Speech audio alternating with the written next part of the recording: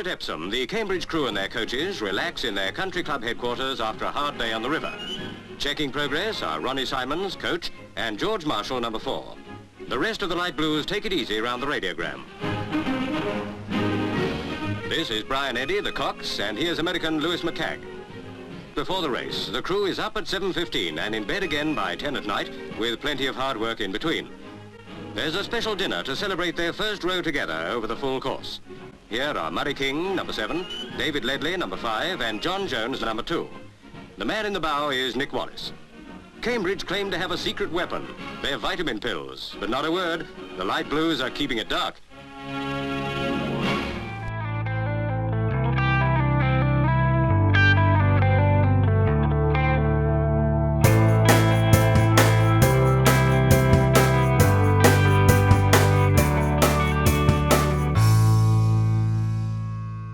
Oh, really? And so I hadn't selected any coaches because those days, the president selected in May. Yeah. And then you had all the summer to put together the coaching team. Right. Because they're all volunteers. Yeah. And they just rotate, the coaches rotate round. 4, yes, yeah. Always had 4. Yeah. And on the whole, their specialties. Ronnie Simmons was so good as a finishing coach. Yeah. We always had Ronnie Simmons as the last. But the more ones on style came earlier on, whether they've been the sort of Jesus style yes. or Lady Margaret style. And was that the same both years? Was it the same group of coaches both years? No, it wasn't, because they were not all. Well, Ronnie Simmons was the same both years. But the rest, I had to find 3 people who I think were not ready up to it. Right. Because everybody else was committed to that until the 1st of October. Yeah. Oh, wow, yeah. And everybody had jobs to do. It's quite difficult to take out 3 or 4 weeks to do coaching. So it was a very unfortunate time. I had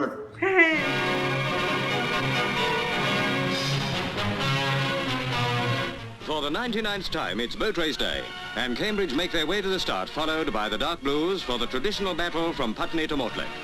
Thousands line the banks right along the 4 1/4 mile course. The 2 boats are at the start, and away they go. Cambridge, who won the toss, are nearest the camera. The critics have predicted that there won't be much in it, but already Cambridge are pulling away and showing a class and style that they haven't revealed in their practice rows. Hall, their stroke, has set a good pace of 36, but there won't be any records broken today. The water is far from calm.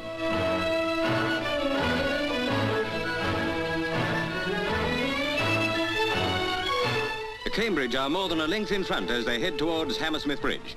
Howells, Oxford stroke, calls for an all-out burst from his crew to try and shorten the Light Blues lead. Oxford have been going great guns during their trials over the past weeks, but they're not shaping at all well at the moment.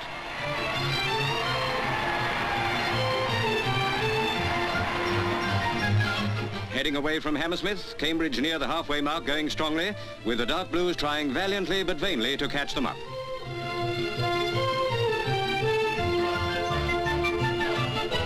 At Chiswick, the water is really choppy. This might give Oxford a chance of picking up, but Cambridge have got such a lead by now that nothing short of an accident can stop them winning.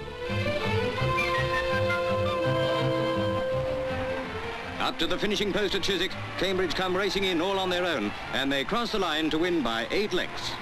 Their time was 19 minutes, 54 seconds, not a record, but good going on a day such as this.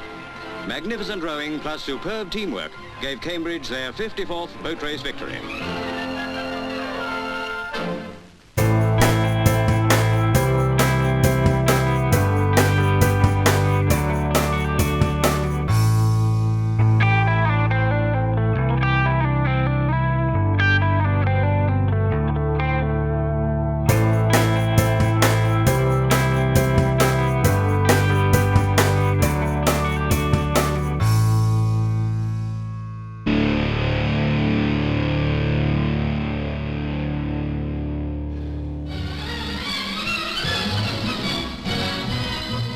For the 100th time, the Dark Blues meet the Light Blues for their traditional annual boat race. At Putney, Oxford, who won the toss, take the Surrey side nearest the camera. A wise move, for it promises to be pretty choppy out in the middle. Mr. Attlee is in the crowd, who watched them get away on their 4.5 mile journey to Mortlake. Both eights forget their nerves and settle down quickly.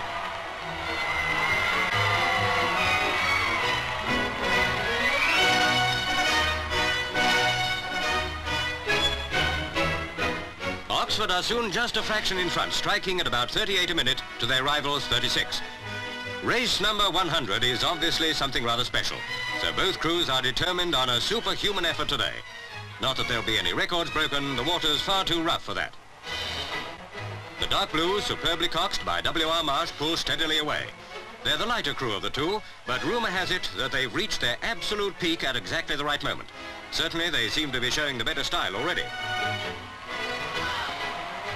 Cambridge, stroked by M.J. Marshall and coxed by J. Tanburn, are still striking slightly slower than the Oxford crew. Hammersmith Bridge is ahead. Oxford are about a quarter of a length in front now. Owing to the cost of holding the boat race, there has been a threat that this will be the last one on the Thames. But you can bet Londoners won't take such a decision lying down. They won't let an event like this move away from their doorstep without a struggle. Along by Chiswick Steps, conditions worsen. Oxford are still going well, holding their lead from the light blues. Cambridge are shipping a bit of water, and they're about 4.5 lengths behind at Barnes Bridge.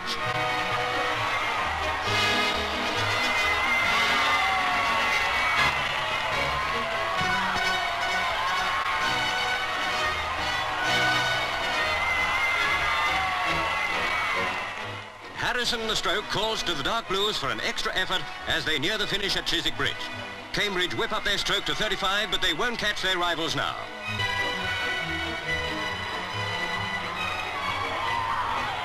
Oxford, still 4.5 lengths ahead, come racing up to the line. Superb coxing by Marsh, who outmanoeuvred his rivals all the way, plus perfect teamwork by the whole 8, adds up to a win for Oxford. In they come, rowing easily and still looking fresh enough for a couple of miles more.